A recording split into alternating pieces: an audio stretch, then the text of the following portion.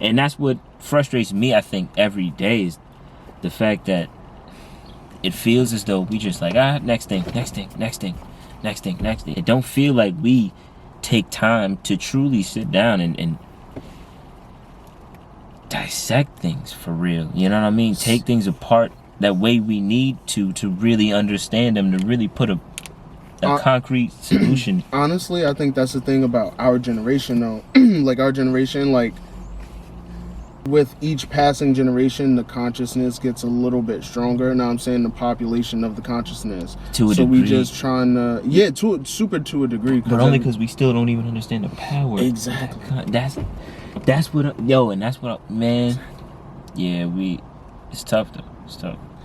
But one thing I can say about our generation is one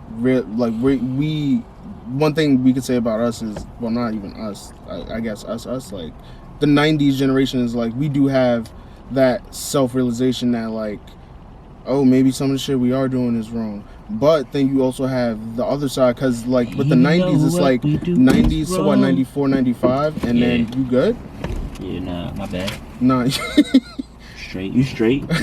And then you got, what is it, 95 to 99 or 2000s or whatever. It's like, because that was the whole dawn of the internet. So it's like, yo, you could have, like, you had the generation that was sitting there watching TV, school lunches or whatever, and then you got the generation who, like, had the birth of the internet with also school lunches, and then niggas is like, you know, like, so it's like, yo, where do you know, like, you gotta find you, and then after you finish exploring within those different eras. Exactly. Ain't that